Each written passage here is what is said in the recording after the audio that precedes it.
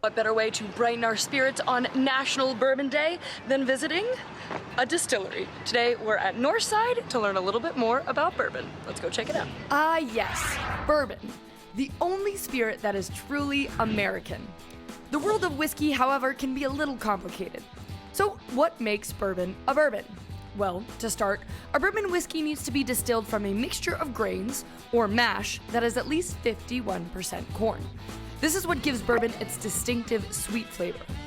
Second, a bourbon must be aged in a new charred oak barrel with no additives or colorings. And last but not least, a bourbon has to be bottled at a minimum of 80 proof. Let's say someone has never tasted a bourbon before. Sure. How would you describe it? So for someone who's entering into like the bourbon world and trying for the first time, I would highly recommend trying something a little bit lower proofed. Definitely a wheated mash bill possibly as you progress into different bourbons.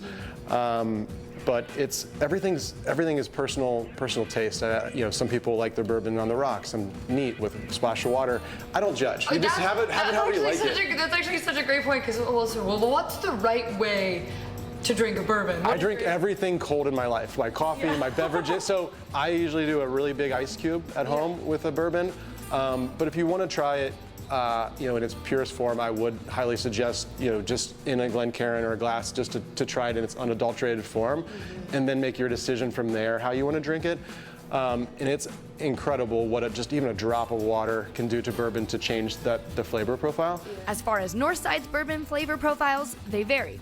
Since they're still a decently young and urban distillery, they bring a unique line of spirits. So this is where we do all of our distilling and all of our aging. So this is our biggest still right here. It's a 150-gallon still that we use to run a wide range of our products. We've got, being an urban distillery, space comes at a premium, so things kind of get moved around, but these are some of our next barrels that we'll be using to put into bottles. And then back there we have the rest of our products that's aging.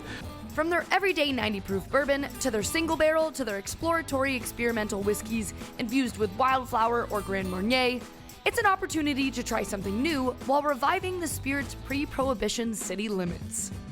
And it's really an American spirit, American heritage, where a lot of the things that we do, gin, vodka, lend themselves to other countries, but bourbon is ours. Yeah. And so I think it's a really cool thing that we can all rally around. And there are so many different types of bourbon, different mash bills, that it's not like if you've had one, you've had them all. So people are always collecting them and sourcing them and trying to find different things. And with that, a great way to explore different bourbons on National Bourbon Day is to go to a new distillery. So if you're hesitant of buying a full bottle, go to the distillery for a taste test and come to a place like Northside, right?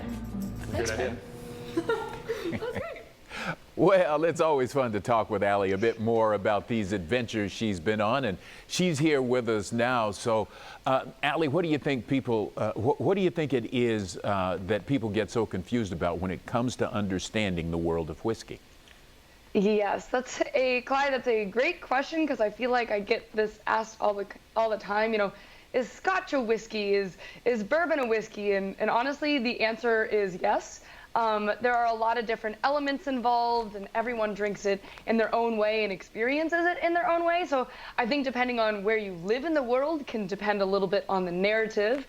For us, of course, bourbon is our only spirit, which makes it special to us. But when it comes to bourbon and whiskey in the States, because we have a great, rich history when it comes to that spirit, I think it's good to understand some of those milestones to make it a little less confusing. So some of that history from, 1897 with the Bottled and Bond Act to 1906 with the Pure Food and Drug Act, that's really changed the spirits game overall, and having a little bit more of an understanding of how that's affected our whiskey world helps a little bit. So it's kind of constantly ever changing, but that's what makes it so fun, because there's no right or wrong way to diving into the world of whiskey. Allie, this distillery is within city limits. So is that common? I have not heard that before with a bourbon kind of distillery. No.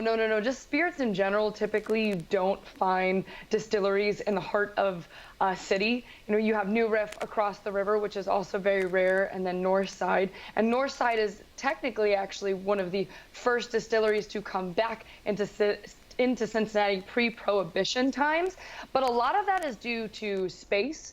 You know, when you think about building a rick house and how, you know, aging barrels, you need physical space for that, so it makes it a little bit more difficult. And the barrels have evolved over time, so rather than a lot of people will paint the picture of a rick house where they'll be on their sides, they'll also put the barrels upright now, so that's a little bit of a change, and that allows them to maneuver a little bit better. But yeah, it's not super common to see that, and believe it or not, Cincinnati does even have a rich history in terms of, if you went back to the late 1800s, we weren't necessarily distilling a lot of spirits, but a lot of the businesses and the offices were based out of Cincinnati and working with the distilleries in Kentucky. So that's kind of a fun fact.